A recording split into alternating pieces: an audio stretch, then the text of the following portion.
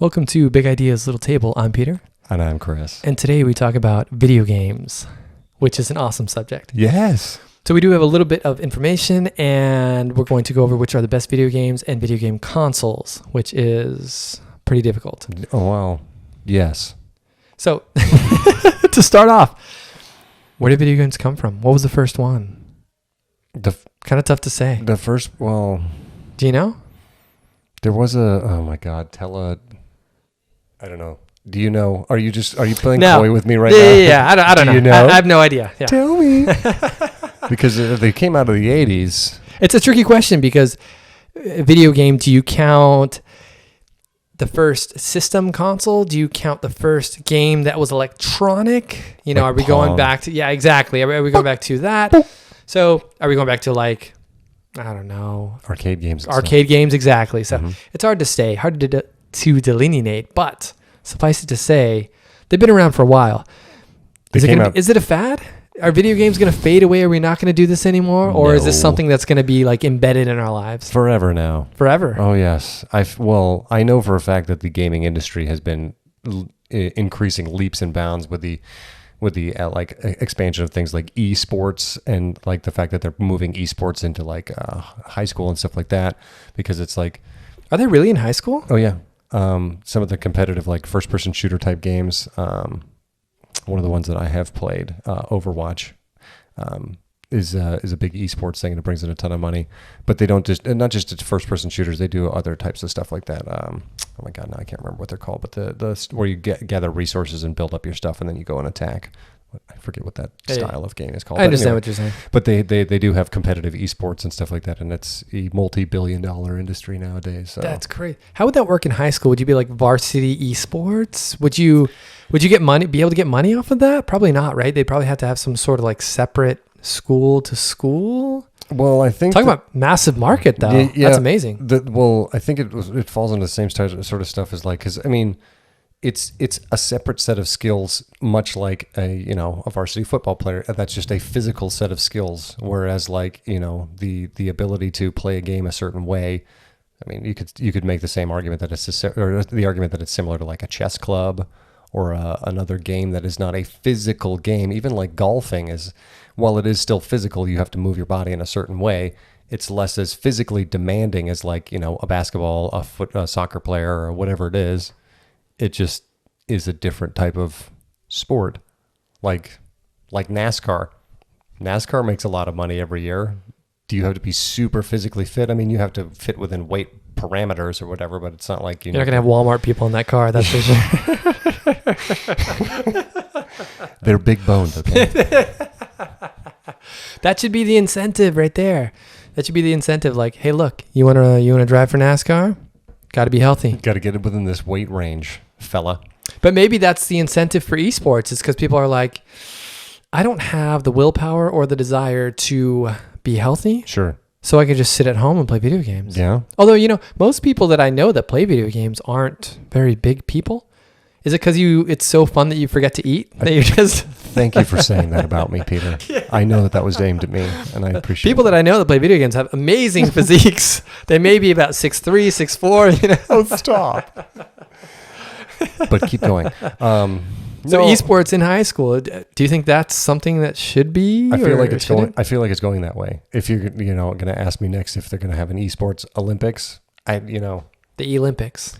Well, the thing that always cracks me up is, and color this a little bit of naivete, but you see these people who like compete on an Olympic level, like your cross country skiers, your long jumps and all kinds of stuff, and they have to be like literally peak of like physical human abilities, and then you have curling. It's like some dude with a beer gut who just slides a rock really accurately. It's like, I love curling, actually. It's awesome. Yeah. I've always wanted to be the little brusher guy. I'm scrubbing. I met someone at the hospital, and she was big into curling. Yeah. And she showed me a picture of like her favorite curler and all this stuff, and we talked about it. I'd never met anyone this big into curling. It opened my eyes. And I thought it was awesome. Like Mm-hmm. she was really into it. Mhm. So I think it's nice when people are into these niche things. Sure, but my argument is you don't need to be in peak Olympian physical fitness to be a curler, even the scrubber. And I mean, that's So judgmental. That's shake hard weight. work. That's shake weight all the way. You don't think he does shake weight 3, 4, 5 hours a day? Sorry. He's eating just shake weight. He's sleeping shake weight. The best is picturing like lower body, non-existent, like just nothing there. Skip leg day every day. But the forearms and the upper body just jacked. Yeah, I can vibrate my forearms like you wouldn't believe. If you could have one set of muscles that were super toned, but the rest of your body completely normal, what would it be? Would you have just like massive biceps and everything else is regular? Huge glutes, maybe? Just a six pack and the rest of your body is like fat? I think I would want to have like a powerful jaw so that I can just bite through anything, like Jaws from 007. Yes, I know exactly where he what you're bites through talking the about. cables and everything. I want a metal set of teeth, and I want just an outrageously powerful jaw. And you'd have to deck it out, like blinged out Oh grill. yeah, full grill. Maybe like a mask over it or something. That would be your thing, like when you take off the mask. Oh, it's go time. Wait, I'm wearing a mask all the time, like what, a Bane from Batman? Yeah. That would be your shtick, because when you take off the mask, then people get scared, Like, Perhaps he's wondering why you would shoot a man before throwing him out of an airplane. that's Bane, or that's 1920s like African explorer, like on you're on Jungle Cruise, like Hello, welcome to the Jungle Cruise. On the left, you will see the flamingos. We have the rhinos coming up, and if you'll notice over here, that's exactly what the that's natives. Well, my heavens, sir, I've never heard of such talk. I need to get some huge mutton chops and one of those like safari, The safari hats. bucket helmets, and then a gun that like flares way out. That would be awesome. Back to the subject. I think I would have calves. My calves, just both calves, incredibly jacked. So I could just grasshopper. That would be my nickname. I'd be totally skinny everywhere else, like normal. Well, that would And then that would help because then you would have less mass to be launching, so you could just point your toes so powerfully as to leap. exactly. Maybe they call me the Flea, not Flea from the band, not the cool one. Yeah. Just the Flea. Was that Red Hot Chili Peppers? Red Hot Chili Okay, Peppers. Yeah, nice. More Good for 90s, you. More One- 90s yeah, stuff. Kind of thing. exactly. It's the hat. It's It goes way back. It's bringing all these 90s memories to the forefront. All of a sudden you're like, oh my gosh, I just remembered Backstreet Boys' first album. I want it that way. I mean, nice. Very good. So, video games, not a fad. Not it's a gonna fad. gonna stick around, and you think it's getting even more, like you said, ubiquitous. It's gonna be everywhere. Sure. I mean, there is a little like delay in what they need to be as far as the woke community, because I still feel that we're tailor fitting a lot of the video games to. What did they say? I read a thing that said that the majority of gamers are 30-something-year-old white males. I was like, oh my god, that's me. I'm that guy. Look in the mirror, like, oh, you beautiful bastard. You play so many video games. Look at you. Put on your backwards hat. The look is complete. This feels right. It's go time. But so, I mean, they do need to make more. But because the problem is like, because video games came out of the 80s and your primary coders are going to have learned through the 90s and things, like they are your coders, so they're writing games for themselves. And while there are a lot of companies that are attempting to bridge the gap, so to speak, or expand it, it's like that just is where the people who are making the games are essentially making them for themselves. And so you get a bunch of these not middle-aged white dudes, but 30-something-year-old white dudes that are just making video games. And that's why you have, Laura Croft with her fantastic rack, because it was like, we're just making this for ourselves, and that's what we want to look at the whole time. I always thought it was weird. I can never get into that. It's just, I never did either, but it's odd. I mean, some people do. That's great. No judgments. But for me, weird. The argument that or the statement that came out was that it was a numerical issue, that they were like, somebody was supposed to type like a 50% bust, and they put in 150%. Like, whoops. Oh no! An accident. That's hilarious. Well, and the fact that she's got these just enormous cans and then is doing all kinds of flips and climbing. It's like, sweetheart, your back muscles must be, her one thing must be her lower back to be able to support those bad boys through all that mess. Just all day she's just doing Supermans to like strengthen her lower back. That's what gets me about, people in general, video games, movie stars, whenever you see that they are dressed completely inappropriately for the actions that they're doing. I'm like, oh, come on. Like, you're supposed to fight crime in a bikini. You expect me to believe that? That's the best way to fight crime. That's garbage. Distraction, misdirection. You're like, what's going on with the... Even like James Bond to a degree, like all in a tuxedo, well-dressed and stuff, which I think is awesome. But come on. You don't think he's like, time to lose this jacket. I can't move. I am so hot. Yeah, exactly. I can't breathe in this thing. Why did I choose these bloody pants? Why didn't I choose shorts? I can move much more freely. Yeah. Or the his spats or whatever, his nice shoes. Like, you don't get grip with those. How are you supposed to kick somebody's ass when you can't even keep your feet on the ground? Like, you're sliding all over the place. But maybe that makes them more of a badass. Is that they're like, look what I can do in this. So then you say, by that logic, we should keep the video gamers like that, because if you have some chick in like a form-fitting dress and high heels and she's still kicking ass, then don't mess with her when she's in, combat boots, because she would just annihilate everybody. I guess that's like final form. Like, this ain't even my final form. So then Laura Croft is the final form. She's the final form she because can beat your ass with huge. With that, she doesn't need a bulletproof vest or the appropriate attire. She can just kick your butt like as is. So let's go through console progression since we're talking about video games. Sure. We know they're going to be around and forever. They're only going to advance. So we have like the metaverse, right? That's like the new video game scene, right? Is that where video games are headed? They're just going to be this virtual reality simulator, or do you see it as something else? Do you see it staying kind of the same? I think that, did you see the movie Ready Player One? I did. Yeah. Love that movie. I thought it was cool. I do have a couple of issues with virtual reality. I think that it's awesome. I haven't got to play it as much as I would like to, but it seems super duper cool. However, my one issue, and I don't know if we talked about this on a previous show, if you're going full immersion into the game, nobody's going to want to do that, because your heroes in the game are climbing buildings and are constantly moving at a run. They're constantly moving at a run. Like, nobody's going to be like, let's go play video games.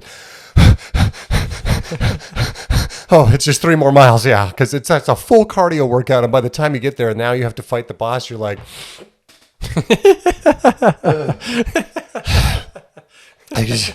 do we have some orange slices or something?